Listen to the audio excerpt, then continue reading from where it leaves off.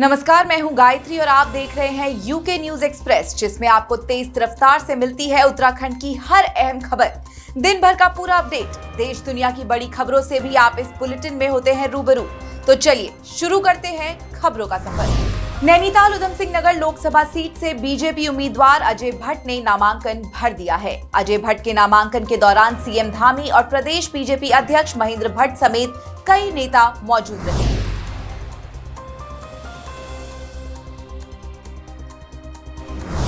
नामांकन से पहले अजय भट्ट ने हल्द्वानी के अपने घर में पूजा की और ईश्वर से अपनी जीत के लिए आशीर्वाद मांगा।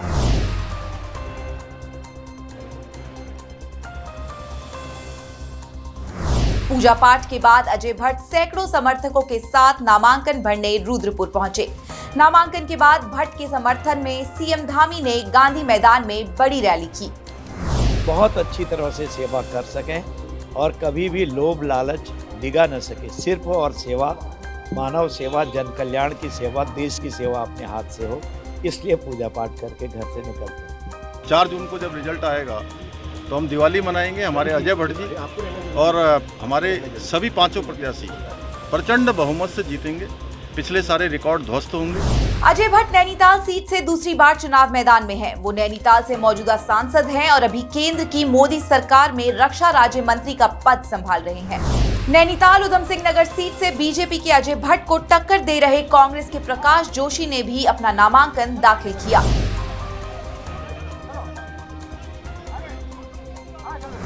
नामांकन से पहले प्रकाश जोशी ने भी रोड शो कर अपनी ताकत दिखाई।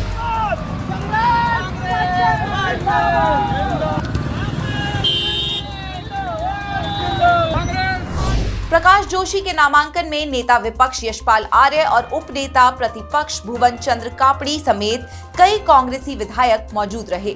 प्रकाश जोशी के नामांकन भरने के बाद यशपाल आर्य ने कहा कि राज्य में बदलाव की आंधी चल रही है।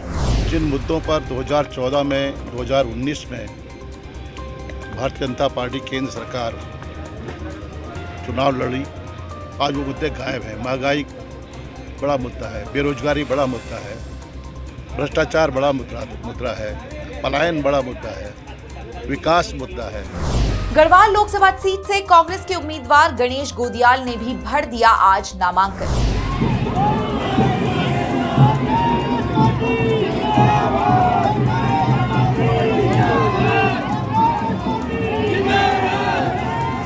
गोदियाल की नामांकन रैली में भारी जन सैलाब देखने को मिला।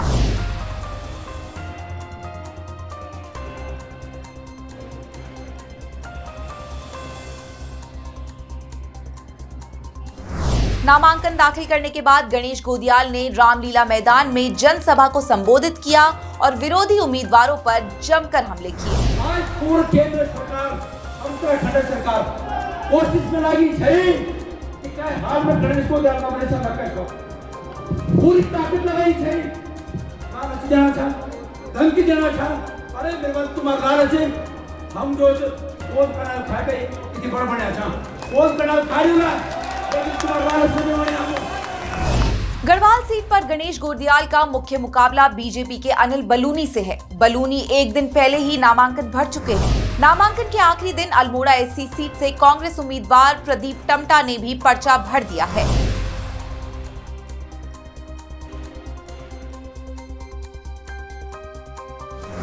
प्रदीप टमटा 2009 में अल्मोड़ा रिजर्व सीट से सांसद रह चुके हैं, लेकिन 2024 और 19 में बाजी पलट गई। दोनों ही लोकसभा चुनावों में बीजेपी के अजय टमटा ने कांग्रेस के प्रदीप टमटा को हराया। अल्मोड़ा सीट पर प्रदीप टमटा और अजय टमटा के बीच ये चौथी बार टक्कर होगी, इसलिए मुकाबला फिर से दिलचस्प रहेगा। दोनों ही उम्मीदवार अभी से अपनी अपनी जीत के दावे कर रहे हैं। हरिद्वार सीट पर बीजेपी के त्रिवेंद्र सिंह रावत के खिलाफ चुनावी मैदान में उतारे गए कांग्रेस के वीरेंद्र रावत ने भी नामांकन दाखिल कर दिया है।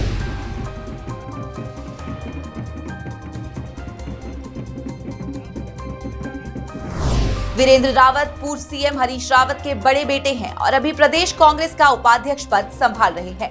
टिकट मिलने के बाद से ही वीरेंद्र अपने पिता हरीश रावत के साथ धुआंधार प्रचार में जुटे हैं और हरिद्वार सीट जीतने के दावे भी कर रहे हैं। वो चेहरे पर लड़ते हैं, यहाँ चेहरा जनता है और जनता बदलाव चाहती है, बदलाव होके रहेगा। हरीश रावत ने अपने बेटे वीरेंद्र रावत को पप्पू बताने पर किया है बीजेपी पर जोरदार पलटवार। हरीश रावत ने कहा है कि बीजेपी के छोटे बड़े नेता पप्पू पप्पू करते रहते हैं। पप्पू कहकर वो हर उस संघर्षशील नौजवान का अपमान करते हैं जो देश के लिए कुछ करना चाहता है। हरीश रावत ने कहा कि पप्पू उस बीजेपी से बेहतर है जो गप्पू पार्टी है और देश को बर्बाद कर रही है।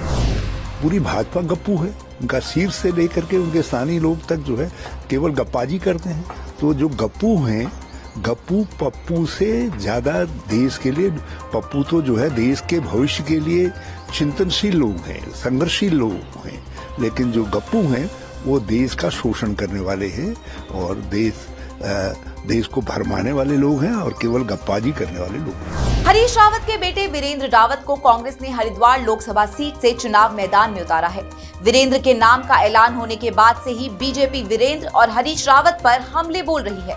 उत्तराखंड सरकार के मंत्री गणेश जोशी ने भी कांग्रेस पर परिवारवाद का आरोप लगाते हुए वीरेंद्र रावत पर तंज कसा था और उन्हें पप्पू बताया था, जिसका जवाब अब हरीश रावत ने दे दिया है। प्रदेश में कांग्रेस के सीनियर लीडर आदिल फरीदी को टिहरी गढ़वाल लोकसभा का प्रभारी नियुक्त कर दिया गया है। यह ऐलान रुड़की में आदिल फरीदी के कैंप कार्यालय पर आयोजित कार्यक्रम के दौरान हुआ। उत्तराखंड कांग्रेस के अल्पसंख्यक मोर्चा के प्रदेश प्रभारी शमीम अलवी ने फरीदी को नई जिम्मेदारी मिलने की जानकारी कार्यकर्ताओं को दी। नेशनल चेयरमैन इमरान प्रतापगढ़ी साहब ने 5 जो लोकसभाएं हैं उनमें अपने प्रभारी नियुक्त किए हैं। उनमें से एक हमारे आदिल साहब हैं, इनको भी एक प्रभारी बना करके लोकसभा में बड़ी जिम्मेदारी दी है और आने वाले चुनाव में उम्मीद है कि बड़ी मजबूती से कांग्रेस को मजबूत करेंगे और अच्छा काम करके देंगे और सीट को जिता करके देंगे।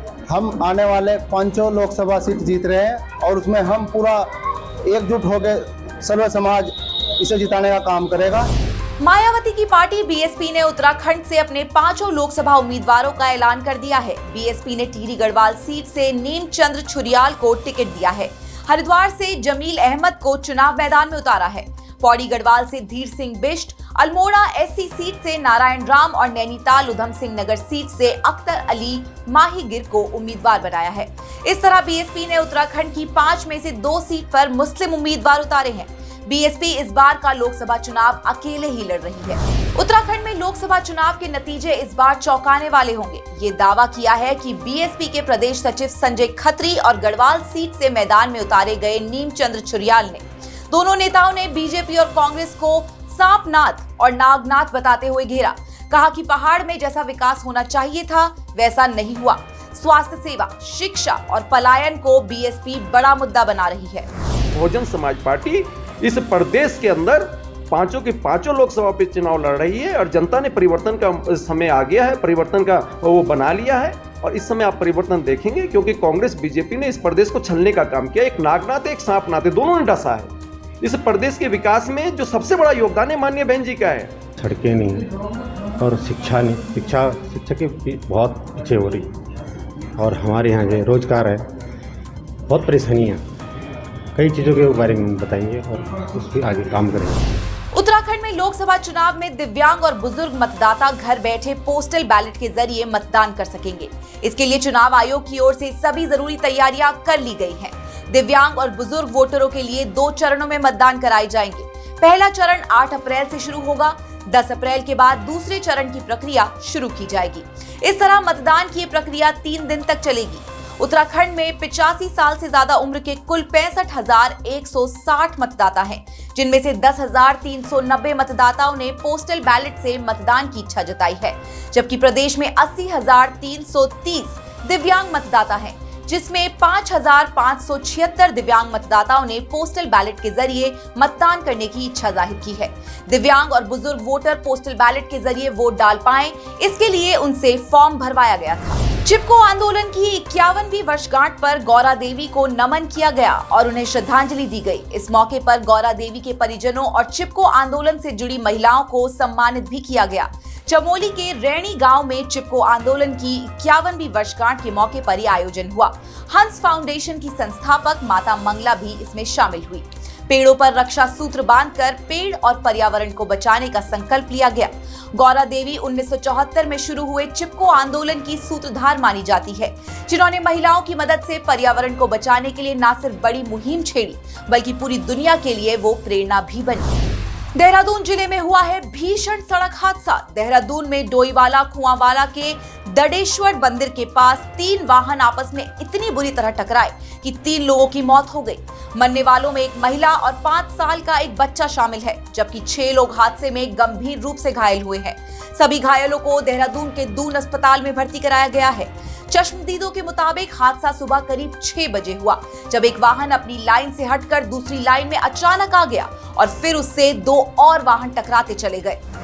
गुजरात टाइटंस के कप्तान शुभमन गिल पर स्लो ओवर रेट के कारण 12 लाख रुपए का जुर्माना लगाया गया है। इंडियन प्रीमियर लीग यानी कि आईपीएल ने ये जानकारी दी है। आईपीएल के इस सीजन के 7वें मैच में मंगलवार को गुजरात को चेन्नई सुपर किंग्स के खिलाफ हार का सामना करना पड़ा था। चेन्नई ने गुजरात टाइटंस को 63 रन से हराया। आईपीएल के मुताबिक इसी मैच में गुजरात टाइटंस टीम की ओर से स्लो ओवर डाले गए, जिसके लिए कप्तान शुभमन गिल पर 12 लाख रुपए का जुर्माना लगाया गया। साउथ के एक्टर सिद्धार्थ और अदिति राव हैदरी ने शादी कर ली है। दोनों ने तेलंगाना के श्री रंगानायक स्वामी मंदिर में गुपचुप तरीके से शादी रचाई। दोनों पिछले कई साल से एक दूसरे को डेट कर रहे थे। 2021 में एक फिल्म में काम करने के बाद सिद्धार्थ और अदिति के बीच नजदीकियां बढ़ी। सिद्धार्थ बॉलीवुड की फेमस फिल्मों जैसे रंग दे बसंती और चश्मे बद्दूर में काम कर चुके हैं, जबकि अदिति राव हैदरी साउथ के साथ हिंदी फिल्मों में भी जानी मानी एक्ट्रेस है। उन्होंने पद्मावत, बॉस, रॉक स्टार और मर्डर 3 जैसी फिल्मों में काम किया है।